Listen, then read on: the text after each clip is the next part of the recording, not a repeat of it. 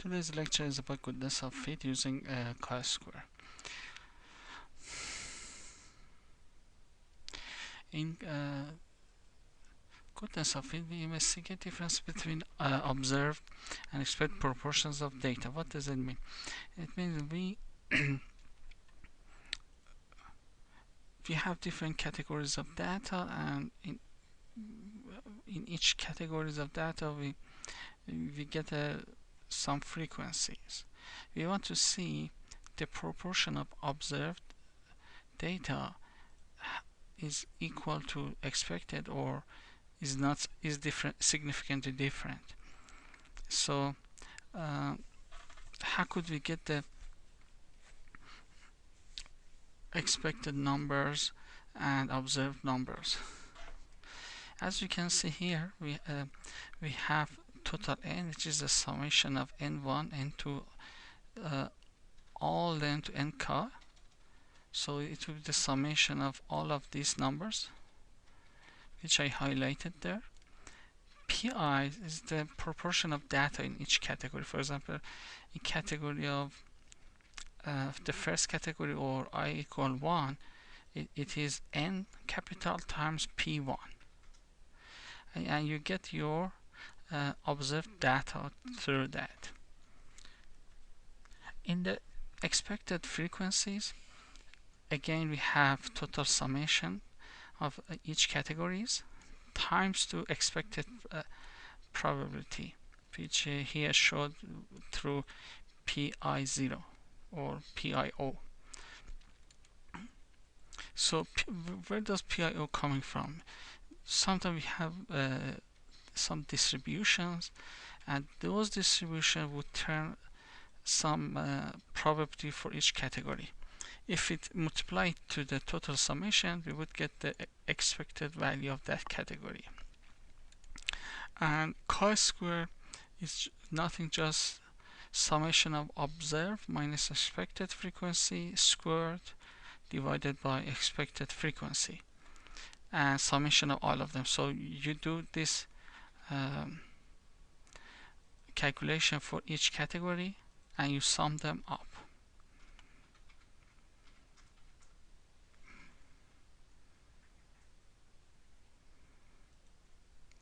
Another way I'm interpreting chi-square is, instead of looking at the expected frequency and expected and observed frequency, we can look at the expected probability or expected proportion of data and also observed proportion of data, and saying, okay, if they are equal or they are significantly different from each other, it would be same. So it's just two different interpretation of data. And same as other tests, if our test value is greater than the critical value, we reject H null. Here H null is equality of proportions, like P1 equal P1 0, P2 equal to P2 0, so on to PK equal to PK 0.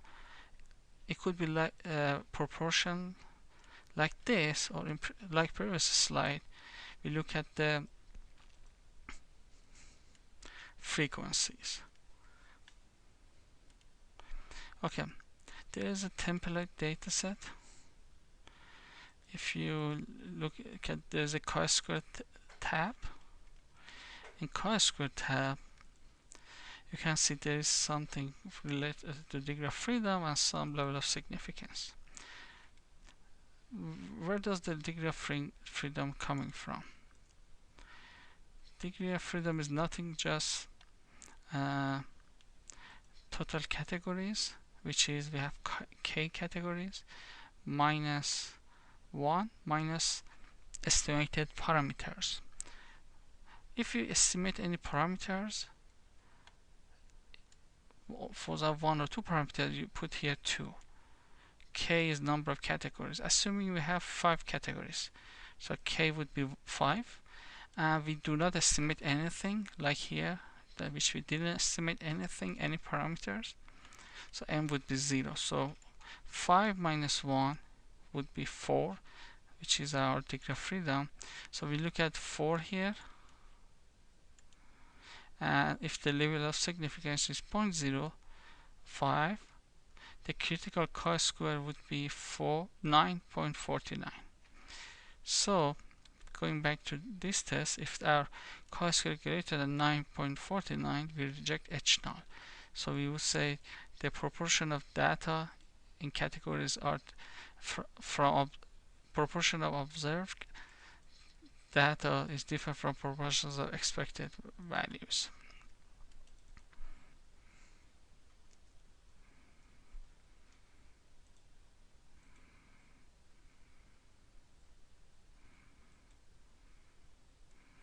As I said, sometimes we need to estimate some parameters associated to the categories. So assuming each category has a probability and we want to find the parameters of that probability, we would look at the maximum likelihood of happening, or how we maximize happening of these categories. Since these categories are independent from each other, so the likelihood function would be just a multiplication of all of them to each other, and we would maximize this happening through maximizing our likelihood function. And same as if you may remember in mathematics courses, we'll usually use a derivative and do the derivative of a function and equal it to 0, and we can find in which point the function would be maximized. Just as an example, we have 12 categories with 12 different frequencies. So assuming we want to test if our proportion of data following this distribution or not. So here we should estimate the p-values because xi is this values. So xi is given on each category, like 1, 2, 3, 4, 5, 6, but the p is not given. So you need to estimate the p-value. So we need to estimate one parameter. How many categories do we have? We have 12 categories. So the k is 12 minus 1 minus 1, because since we need to estimate one parameter, m would be equal 1. So degree of freedom would be 12 minus 1 minus 1, or 10. So going back to the chi-square table, this is the degree of freedom, which is 10. For if level of significance is 5%, the critical chi-square value would be 15.99.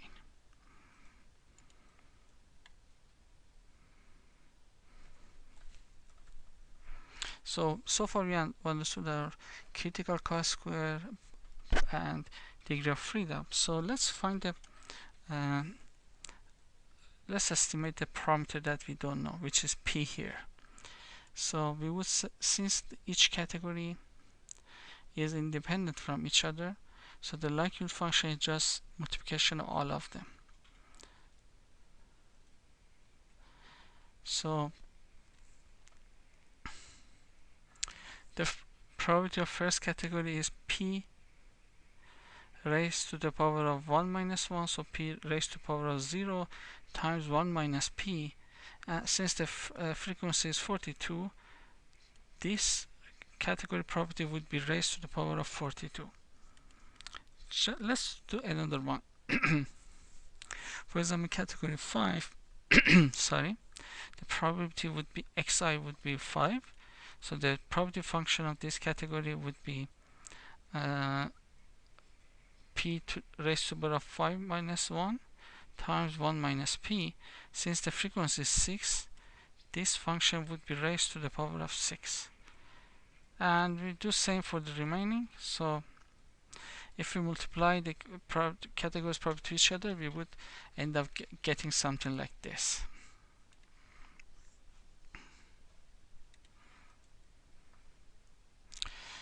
since this equation is horrible, it's really hard to maximize or finding the critical value, we use the natural logarithm. So the equation would be now is very simple.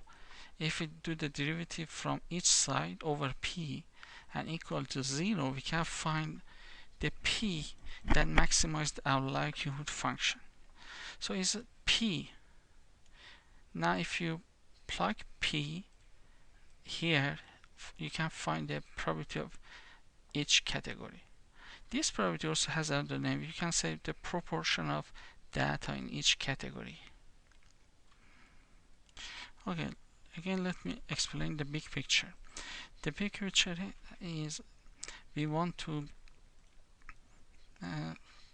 check if the property if the data set follow this property function. So we need to find the maximum likelihood of these categories, or the probability that maximizes this happening of 12 categories. Probability of each category would be this: p raised to the power xi minus 1 times 1 minus b. And since there's some frequency also associated, so for finding the maximum likelihood, we multiply the probabilities to each other. For example, for the first category, this equation would be raised to the power of 42 times this equation for the second category raised to the power of 28 times this probability function raised to the power of 16, and so on so forth to the end. So we found the probability, then do the natural logarithm to make the derivative easier, then we did derivative equal to 0, and we found the p that maximized this happening. So we took this p to the xl, which you can see here, and saying, okay, this is our frequency and expected frequencies.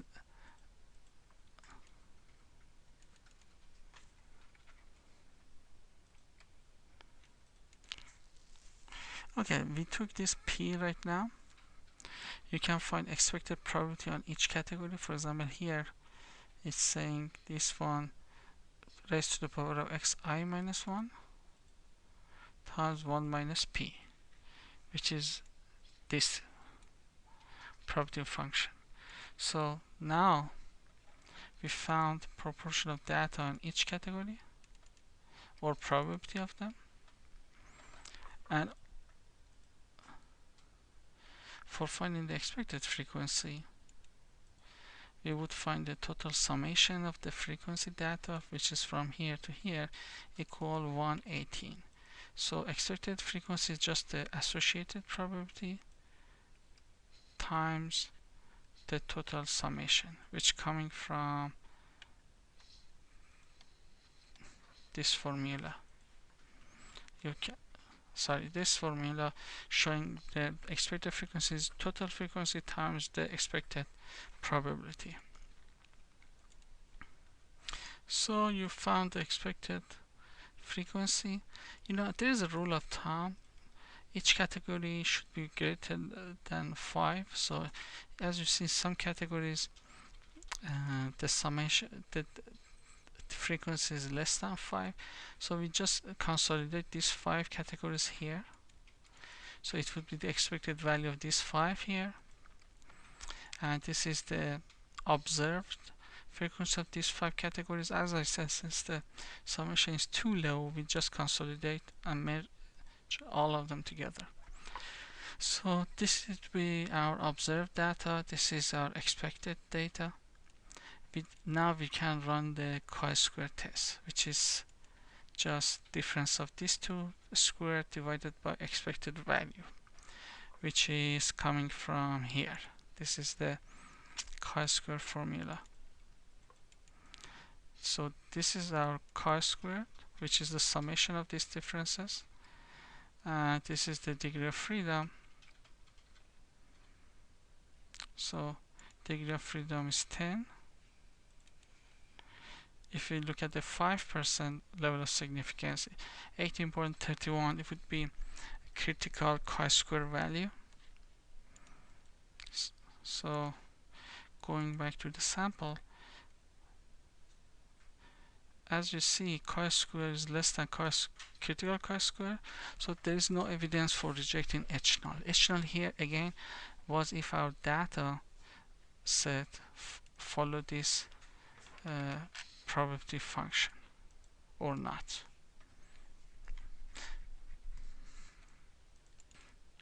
Okay, there's a simpler data sample too. Assuming we have these 5 categories, which start from 0, but there are 5 categories.